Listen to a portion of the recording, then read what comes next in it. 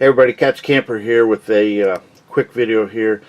I'm installing the Pioneer Avic U280 GPS navigation system in my Forest River FR3. So they come with Pioneer radio, these FR3s. Sorry about this. But they don't have a navigation radio. So you can either spend $400 and add one, replace the whole radio, or for like $300 you can add this navigation unit. It's kind of expensive. It's really expensive in my opinion, overly expensive. Look what it is. Give you an idea. It's smaller than my hand. But anyway, that's the route I decided to go.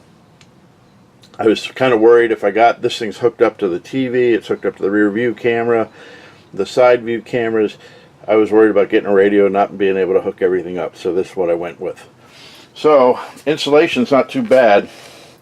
I'll show you the finished product, you'll see, but this whole faceplate that's hanging out here has switches and charge ports and everything on it. So I just undid that, pulled it out. You gotta be careful depending on your setup. Some of these wires get tight. One of my speaker's wires pulled loose, but you have to get in here to tap the power cord, this power cord for the navigation unit, and then this big data cable plugs into the back of the Pioneer receiver and then goes down to the unit.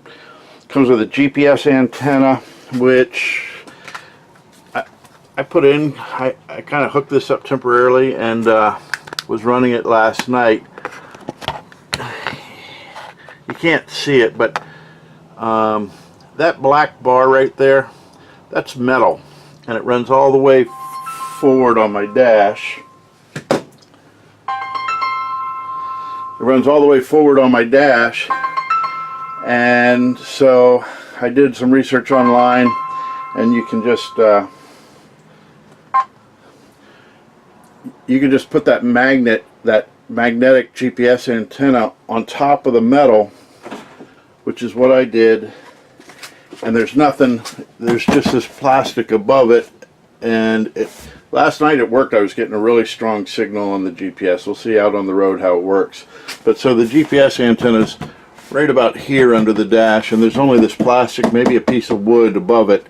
There's no metal or wires or anything like that. And the other thing you have is this is the FM traffic antenna, and that hooks to the unit too. I haven't figured out where to put it. It'll go underneath here somewhere. I'm trying to do research. I don't know if this works better horizontal or vertical, but it's got a little sticky on both ends of that little piece, and so I'll play with that. I have the ability to move it around after the installation, so I wish I could show you the antenna, but it's tucked way up inside there on that metal bar. Like I say, there's nothing above it, and I was getting really good reception. So the installation's pretty easy. The power cord I tapped in here with the power cord and the ground of the radio. Be careful, I had to reconnect one of the speaker wires. These wires are so tight. So that goes and plugs into the unit. So I'll run that wire down and the antenna wires down, and I'm going to actually come underneath my dash. Sorry, this probably is kind of crappy, but nice focus, huh? Anyways, I can come underneath here. You can't see that black that you're staring at. That's a piece of wood. So I'm going to take my unit, and it's going to mount up on that piece of wood hidden up under the dash. You want to access, because if you look at the front, you have an SD card and a reset switch. Hopefully you never have to use the reset switch, but electronics, you know how they are. And the SD card you want to take out and plug into your laptop to do updates on your maps. I did that last night. It was free. Updated all my map programs to the latest what they had. So I'm going to put it all together. You don't need to watch that. Here's kind of bottom of that cavity that I'm going into, and so I'm going to put the unit on the bottom of that board, and there's a gap on each side, so I can just tuck the wires under. So it'll be a nice clean installation, and everything will go. That's the antenna jack for the FM traffic, and then that's the GPS antenna. So it's real easy to hook up. The only power is you got to I hook right into the radio power, and then hook it up to the radio. Find a place for it. I'll show you what it looks like when I'm done. Alright, now you can see I have the panel back in place. Let me back up a little bit so you can see it.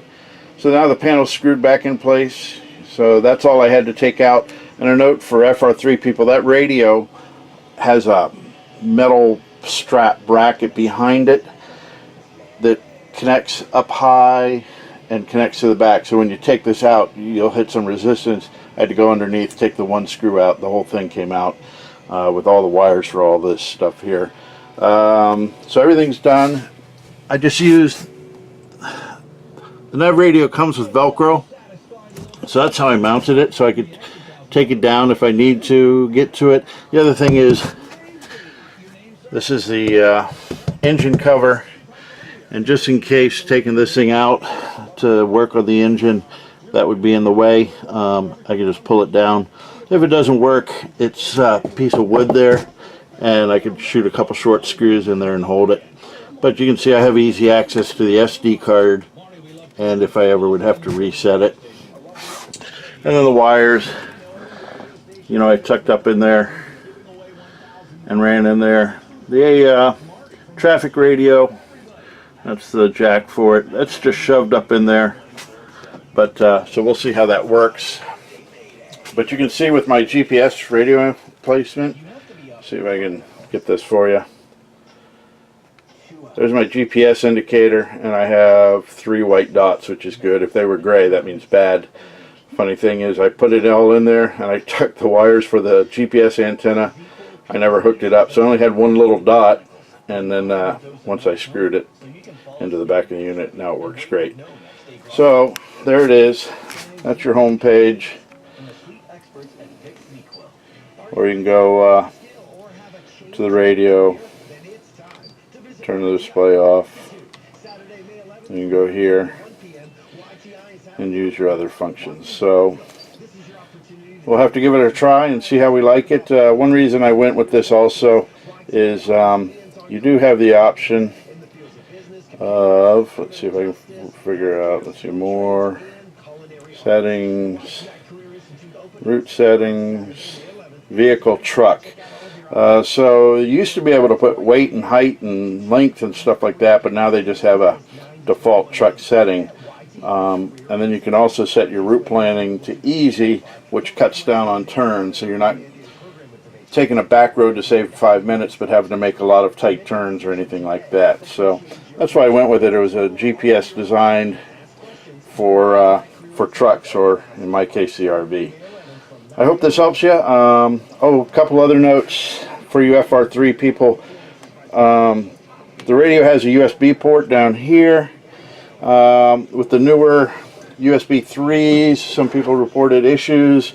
Pioneer says, you know, use the supplied cord and all this kind of stuff.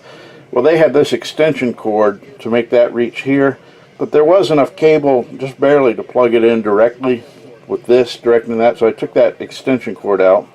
So I haven't had any USB problems, but no use in having 6 feet of cable to go 3 feet.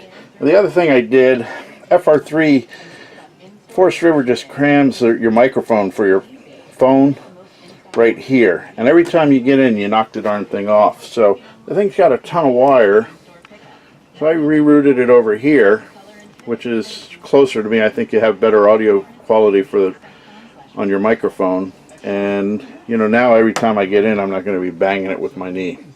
So anyways, that's the Avic U280 Pioneer add-on navigation system I attached it to a Pioneer. Let's see if they have the model number on this thing. It's the AVH X390BS. So that's what comes with these Forest River FR3s. Hope that helps you.